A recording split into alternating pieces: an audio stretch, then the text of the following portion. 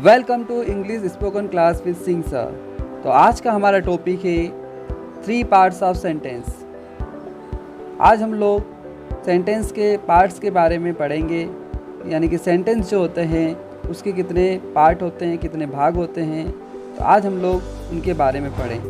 तो आइए शुरू करते हैं। तो सेंटेंस यानी कि वाक्य के बनाने के लिए उसके कुछ भागों की आवश्यकता होती है। सबसे पहला होता है उसके अंदर सब्जेक्ट, जिसको हम लोग कर्ता भी बोलते हैं। Subject is the one who which we talk about और the one who perform an action. Subject वो होता है जिसके बारे में वाक्य में या तो बात हो रही है या फिर वो किसी क्रिया यानी काम को कर रहा है। या दूसरे शब्द हम लोग कह सकते हैं कि सब्जेक्ट किसी भी वाक्य का प्रमुख केंद्र होता है। उसके बाद दूसरे नंबर पर आता है वर्ब। वर्ब को हम लोग या तो काम भी बोल सकते हैं, कार्य भी बोल सकते हैं या कर्म बोलते हैं। Verb is the one which describes the action और the state of the subject. Verb वो होती है जिसके माध्यम से सब्जेक्ट के कार्य या फिर उसकी अवस्था या स्थिति की जानकारी हमको मिलती है। तो आइए समझते हैं। जैसे कि मैं कहता हूँ कि अयांश सो रहा है। मैंने कहा अयांश सो रहा है, तो इस वाक्य में सब्जेक्ट है अयांश। इस वाक्य में सब्जेक्ट है अयांश और वर्ब है सोना। इस वाक्य में सब्जेक्ट के द्वारा किए जा रहे कार्य की जानकारी मिलती है। यहाँ पर सब्जेक्ट जो है वो सोने का कार्य कर रहा है, यानी कि यहाँ जो सब्जेक्ट है यानी कि अयांश जो है वो एक काम कर रहा है सोने का। तो हम कह सकते हैं कि यहाँ पर जो सब्जेक्ट है वो अयांश है और यहाँ पर वो जिसकी जो वर्ब है वो है सोना, यानी कि सब्जेक्ट सोने का कार्य कर रहा है। इसी तरह मान लीजिए कि मैं कहूँ अयांश 8 महीने का है। अयांश 8 महीने का है, तो यहाँ पर सब्जेक्ट है अयांश। यहाँ पर अयांश कोई कार्य नहीं कर रहा है, बल्कि उसके बारे में तो सिर्फ बताया गया है कि वह 8 महीने का है। अयांश 8 महीने का, यानी कि यहाँ पर केवल उसके बारे में बताया गया है कि अयांश 8 महीने का, वो कोई काम नहीं कर रहा है। इस वाक्य में सब्जेक्ट के कार्य की नहीं बल्कि उसकी स्थिति या उसकी अवस्था की जानकारी यहाँ पर हमको मिलती है। अवस्था का सीधा तात्पर्य यह है कि सब्जेक्ट किस समय में, वर्तमान में या बीते हुए में या कल में या फिर आने वाले कल में किस अवस्था या स्थिति में हैं। चलिए कुछ एग्जाम्पल्स हम समझते हैं। जैसे फर्स्ट एग्जाम्पल है हमारा, अयांश सो रहा है। Ayansh is sleeping. Ayansh is sleeping. तो यहाँ पर अयांश सोने का कार्य कर रहा है। इस वाक्य में सब्जेक्ट के द्वारा किए जा रहे कार्य की जानकारी हमको मिलती है, यानी कि सब्जेक्ट जो है कार्य कर रहा है, एक सोने का काम कर रहा है, तो यहाँ पर उसकी एक जानकारी मिलती है। Number 2, Ayansh is 8 month old, यानी कि अयांश 8 महीने का है। तो इस वाक्य में सब्जेक्ट के कार्य की नहीं बल्कि वर्तमान अवस्था की जानकारी हमको मिलती है, यानी कि वर्तमान में वो कितने ईयर्स का हो गया है, कितने महीने का हो गया है ना। तो इसमें सब्जेक्ट के कार्य की नहीं बल्कि उसकी वर्तमान अवस्था की जानकारी हमको इसमें मिलती है। नेक्स्ट एग्जांपल है, Ayansh was 8 month old. Ayansh 8 महीने का था। इस वाक्य में सब्जेक्ट के कार्य की नहीं बल्कि बीते हुए समय की या बोल सकते हैं उसकी एक अवस्था की जानकारी हमको मिलती है कि अयांश 8 महीने का था। Next example, Ayansh will be 8 months old. Ayansh 8 महीने का होगा। तो इस सेंटेंस में या इस वाक्य में सब्जेक्ट के कार्य की नहीं बल्कि आने वाले समय की एक अवस्था की जानकारी हम लोगों को मिलती है। जिन वाक्यों में सब्जेक्ट किसी कार्य को कर रहा है, ऐसे वाक्यों को हम लोग टेंसेस सेंटेंस में रखते हैं। यानी कि जिन सब्जेक्ट में अगर कोई कार्य कर रहे हैं, कोई कार्य हो रहा है, तो वो जो सेंटेंस कहलाते हैं वो टेंस वाले सेंटेंस कहलाते हैं। और जिन वाक्यों में सब्जेक्ट कोई कार्य नहीं कर रहा है, केवल सब्जेक्ट की अवस्था या स्थिति के बारे में केवल बताया गया है, ऐसे सेंटेंस को हम लोग सिंपल सेंटेंस कहते हैं। सिंपल सेंटेंस और टेंस सेंटेंस हम लोग आने वाली वीडियो में पढ़ेंगे कि टेंस सेंटेंस किसे कहते हैं और सिंपल सेंटेंस किसे कहते हैं। आइए जानते हैं क्रियाओं के प्रकार के बारे में, यानी कि टाइप्स ऑफ वर्ब्स। तो किसी भी सेंटेंस के अंदर दो क्रियाएं होती हैं, एक तो होती है मेन वर्ब और दूसरी होती है हेल्पिंग वर्ब। तो सबसे पहले बात कर रहे हैं हम लोग मेन वर्ब की, यानी कि मुख्य क्रिया।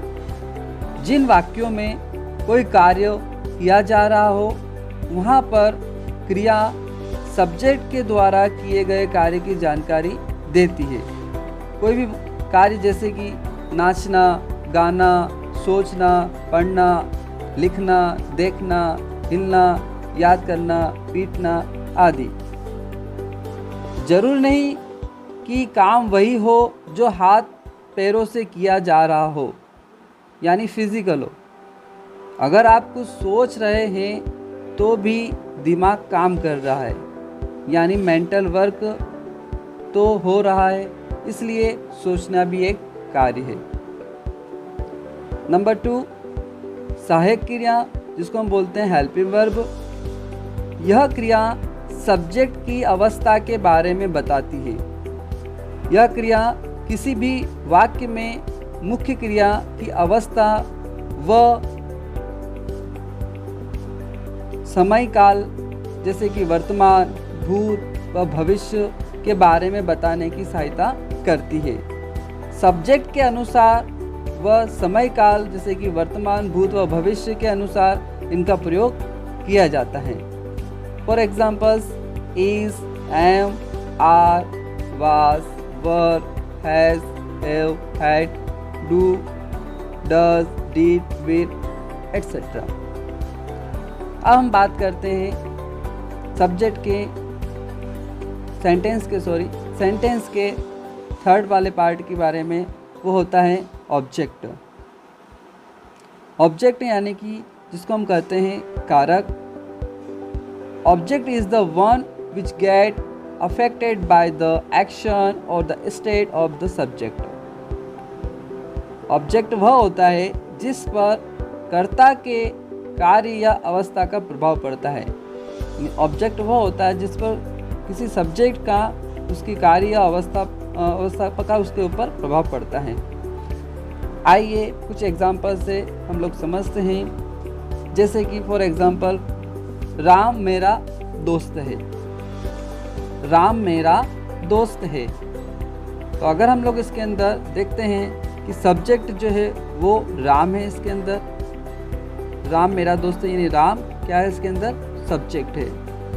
और ऑब्जेक्ट की अगर बात करें इसके अंदर, तो ऑब्जेक्ट है इसके अंदर मेरा दोस्त। ऑब्जेक्ट है इसके अंदर मेरा दोस्त।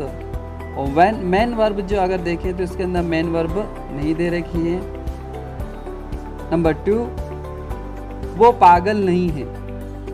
वो पागल नहीं है, तो इसके अंदर सब्जेक्ट है वो और ऑब्जेक्ट है पागल। उसी तरह से हम सब मम्मी के साथ थे। हम सब मम्मी के साथ थे, तो सब्जेक्ट है इसके अंदर हम सब और ऑब्जेक्ट है इसके अंदर मम्मी।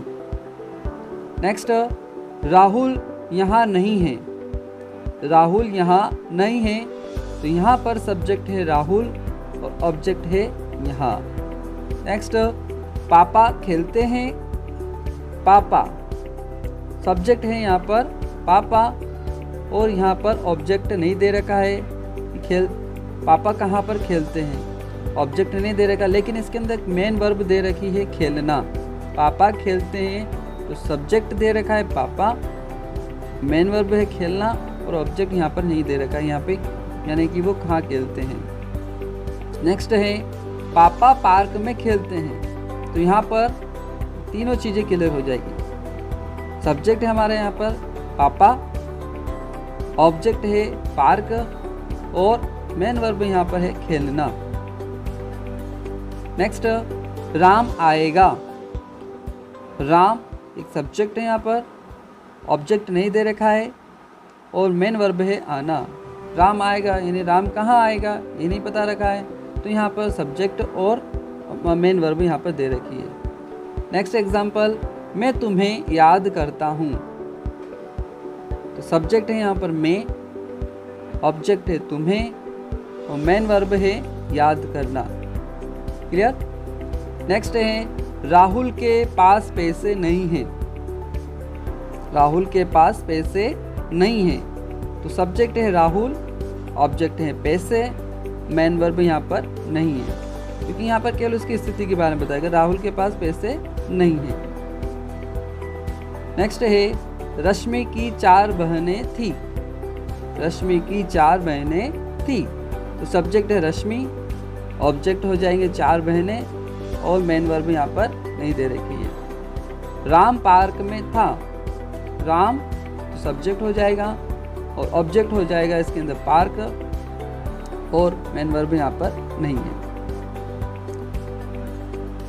नेक्स्ट, वो स्कूल नहीं जाता था। वो स्कूल नहीं जाता था। तो सब्जेक्ट है वो, ऑब्जेक्ट है स्कूल और मेन वर्ब है जाना। आई होप कि आप लोगों को समझ में आ रहा है कि किसी भी सेंटेंस के अंदर उसके 3 पार्ट्स होते हैं, सब्जेक्ट, ऑब्जेक्ट और मेन वर्ब। चलिए अब हम लोग समझते हैं सब्जेक्ट के टाइप्स। सब्जेक्ट जो होते हैं 2 टाइप्स के होते हैं। एक होता है सिंगुलर और दूसरा होता है प्लूरल। सबसे फर्स्ट बात करें सिंगुलर किसे कहते हैं। तो when the subject refers to one person, place, thing, यानी कि जब सब्जेक्ट एक व्यक्ति या एक वस्तु या एक स्थान का बोध कराए, वहाँ पर होता है सिंगुलर। यानी किसी एक के बारे में हमको वहाँ बताया जाए, किसी व्यक्ति, वस्तु या स्थान का किसी एक का अगर हमको ज्ञान कराए कि वहाँ पर एक ही कोई, तो वो होता है सिंगुलर। उसी प्रकार से plural, when the subject refers to more than one person, place, thing, जब सब्जेक्ट एक से ज़्यादा व्यक्ति या वस्तु या स्थान का बोध कराए, वहाँ पर हम लोग कह सकते हैं कि वहाँ पर वो क्या है, प्लूरल है। आइए कुछ एग्जाम्पल से समझते हैं। फॉर एग्जाम्पल, बॉय यानी कि होता है लड़का। अगर बॉय यानी कि हम बोल सकते हैं लड़का, अगर यहाँ पर एक लड़के की बात कर रहे हैं। अगर हम बोलते हैं बॉयज़ यानी कि बहुत सारे लड़कों की हम लोग बात कर रहे हैं। उसी तरह गर्ल यानी कि एक लड़की की बात हो रही है और गर्ल्स यानी कि बहुत सारी लड़कियों की हम लोग बात कर रहे हैं। चेयर, एक चेयर की बात हो रही है। चेयर्स यानी कि बहुत सारी चेयर्स, सिंगुलर और प्लूरल। आइए जानते हैं personal pronoun, subject, singular and plural. तो सबसे पहले हम देखते हैं पर्सन के बारे में समझते हैं। यहाँ पर पर्सन कौन कौन से होते हैं। तो एक होता है इसमें फर्स्ट पर्सन, सेकेंड पर्सन, दूसरा और तीसरा होता है third person. First person, second person और थर्ड पर्सन। इनमें फर्स्ट पर्सन किसे कहते हैं, सेकेंड किसे कहते हैं, थर्ड किसे कहते हैं, इसके बारे में समझते हैं।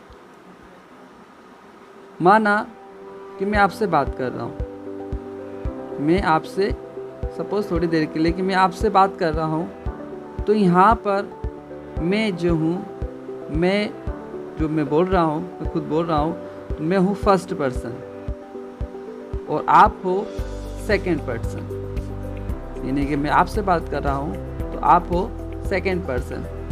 और अगर मैं आपसे बात करता हूँ किसी की तीसरे की अगर मैं बात कर रहा हूँ, जैसे कि मैं शाम के बारे में आपको बता रहा हूँ कुछ भी, तो वो हुआ थर्ड पर्सन।